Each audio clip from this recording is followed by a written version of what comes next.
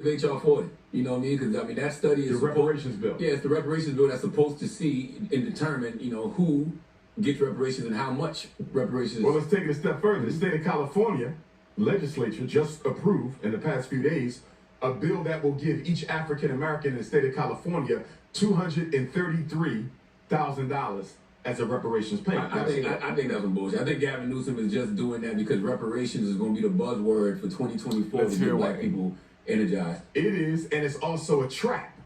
Now, first of all, the reparations movement comes out of the Pan-Africanist movement. We gave birth to reparations. It's not anything new. That's our thing, although it's for the whole people. A cash payout for reparations is a trap. Yeah, and the reason a cash payout for reparations is a trap is because so much of what needs to be fixed in American society for African people will take more than cash to do it. In other words, I give DJ Envy $233,000.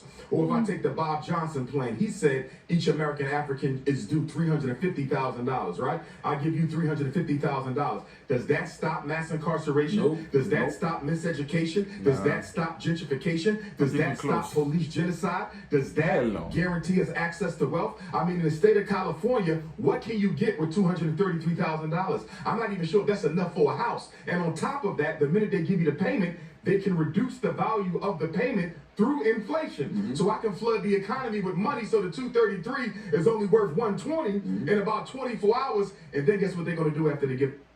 Well, he's right. I've never agreed with reparation, cash payment in reparation cards. It makes no sense. As soon as I give people, especially poor people, money, first thing they do is squander it. Because they don't have the economic knowledge or the necessary skills to know how to not waste the money or do tangible economical stuff with it, not being liable, but getting assets. Anyway, side note, again, it's another episode of the Washington XM podcast. Don't forget to like, share, comment, subscribe.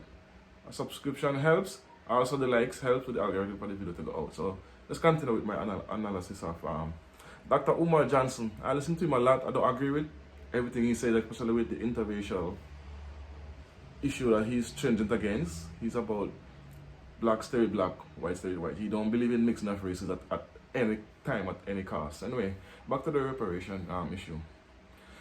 I agree with him. Reparation have to be in the form of not money. It would be in the form of, in my opinion, in the form of structural law on the books in place for reparation. Like for instance, making a law for, say, black people to be economical, to get, not economical, is not the word. What's the word I'm looking for? Sorry. It's more of a structural changes we need. We don't need financial changes. We need structural changes, including laws on the books to protect us from, for instance, the police genocide, or as he speaks about, where police killing black people and not getting any repercussion of it. We need economic studies in our schools to help build our economical education, so we can make good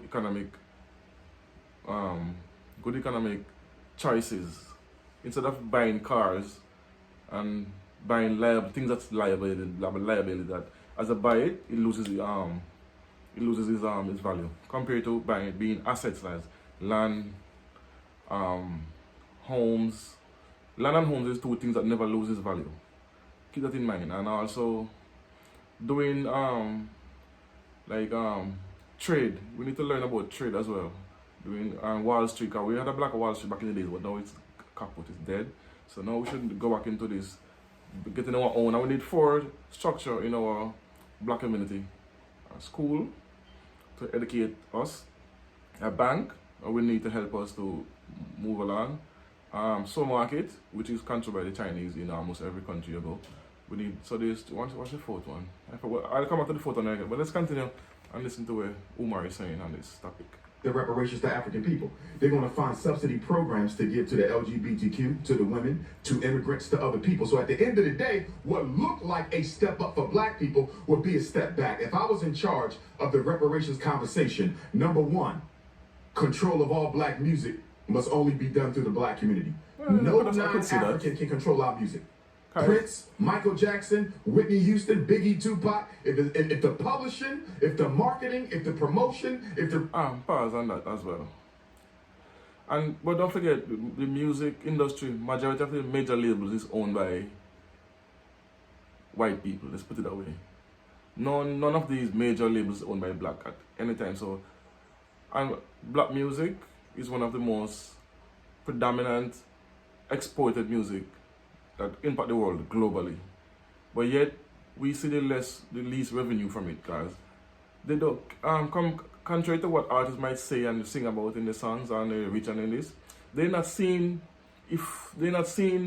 maybe like 20% of the revenue from the music. The next 80% is dissected and shared through the corporate people, the vice presidents, the presidents, and those kind of people. Those are people who actually benefit from our music, not we. Contrary to what people might think. Recording is not controlled by black people. That has to change. We own our own music. Nobody can own, sell, produce, publish, promote black music but black people. Why is that so important? Because music is one of America's leading export industries. Exactly. America makes more money off black music than almost anything else that she sells. So if we control the music, we have a steady stream of global revenue where we can build a black Wall Street in every single city in America for black people. That's how much money will be coming in from black music. That's one. Two, all black inventions return to us permanently. Everything we invented is a permanent patent for Africans. And if you want to use it, you must pay us a percentage. That's a good idea as well. We invented that. Internet, that's ours. Helicopter, that's ours. Self-lubricating engine, the microphone, the stop sign, the walkie-talkie. Why those lights on right now? Because a black man named was done by a black textbook woman as well. that taught China, the UK, Canada, and America how to light up a whole city at night. Without Lewis Latimer, you don't get street lights. Remember that name, Louis Modica. Don't forget that illumination anywhere in the world. So guess what? Anybody running lights, you paying black people. Take back ownership of our music. Take back ownership of our inventions. Next on the list is all the confiscated lands. We had hundreds of thousands of acres of land stolen from us between 1865 and Malcolm's assassination in 1965. We need to put together a research team that's going to investigate all the land that was stolen from African people and return it back. Since most of our people are not going to happen either. We have the highest homelessness rate in black America since the 60s. If we can get our land back, that will go a long way to getting a lot of our single mothers and their children off the street. In addition to that, America has about 10 major exports: gold, oil, water, electricity. We get a 25% cut permanently. This is perpetual. Every time America makes a dollar, we get 25 cents of that dollar as part of the reparations payment. American Africans, 60% of us, that money, and who's going to oversee that money as well? States that represent 60% of us are seaboarding states. We should automatically control the port so we know what's coming in, what's going out, and we also get a percentage of that. But here's my biggest issue with reparations 3. No, I don't agree with that, with controlling the ports, because we are living in cities with, I believe the competent people should manage ports of entries. If we have black people, fine, but it's not about the black and white when they come onto ports, because those are the entry where you stop terrorist attack, illegal drugs, firearms and all that coming in the country. So you can't just put a blanket statement and say, yes, black people must control the port. What about it? Because you have black people that's corrupt, and you have, as I said before, who's going to control all this inflow of cash? Who's going to oversee it? It's a whole conversation that needs to be held before you even think about just returning these things to the black community without oversight and transparency. Let's go. 1, psychological damages. I'm not hearing enough of the reparations talking heads discuss enough about the psychological damages. You know you can get far more from what you're owed psychologically than you can ever get for 223 years of unpaid labor on the plantation. The psychological damage is what affects us the most. I wouldn't blame slavery for that. A white woman, that's psychological it's damage. A part of it, every time you see a black woman with a blind wig on her head, that's psychological damage. Every time you see a little black boy or girl playing with a white doll instead of a black doll, that's psychological damage. When you see a black man take the life of another black man, that's psychological damage. America owes us more for the you can't just chalk that up to psychological damage. That have to do with jealousy, greed, envy, and again you can't just blame that on slavery, because most of these people doing these things their parents have never been slaves, So they can't say it was inherited from the parents to them because their parents wasn't slaves. So we cannot chalk up everything to slavery. We have to take accountability and responsibility for our actions at the same time. So I'm not fully agreeing with what he's saying exactly 100%. A logical Holocaust that she could ever owe for the labor. So we need to talk more about that. In addition to that, I don't hear nobody talking about the role the Arabs played in the transatlantic slave trade. I don't hear anybody talking about the role that the European Jews played in the slave trade. I don't hear nobody talk about the role that the Catholic Church played in the slave trade. If we're going to talk about reparations, bring every group that was responsible, those who financed the slave ships. They be Nigerians too, though. Okay, let's talk about that. Yeah, but I can't There was participation from some African kingdoms. We know that Dahomey, for example, which was popularized by the Lion King movie. The Woman King movie. There was some African participation, but guess what? The transatlantic slave trade was a European operation. Exactly, and it was a big operation. It was controlled. It grew. It was financed by Europeans. Facts. When many of the African nations found out what was really being done to us, because in Africa there was no concept of chattel slavery. There was no such thing as owning people. I'm gonna stop it there because it's an hour-long interview and it's gonna take me at least 2 hours to decode all of this information. But anyway, we have to bring back. Yeah, don't forget the Arabs were the first to enslave Africans, and the Brazilians, the Portuguese. Remember the Brazilian? I did a video on this already, on the hidden facts of slavery. Brazil had the first slave ships to go to Africa, do the transatlantic 6 to 8 weeks travel to pick up black people from Africa and bring them to the Western world. Russia was involved. Every country you can think of was involved in the transatlantic slavery. England, even though England is the one who started the abolition of it, but we have to bring all of it they have to be held accountable, and the Jews as well. They was involved in slavery, so it's not that we can exempt them from this either. So he's right in the fact that you have to bring all those people together and then talk about reparation. And as again, giving somebody $233,000 for reparation, it might sound like a good idea, but they're gonna tax it, and they're gonna when the economy is flooded with that kind of money, they're gonna find ways of taking that money back from you easily. And you're so fast that money works. That money can't even buy a proper house actually. So you can't say you're gonna invest it into a house and then use a house as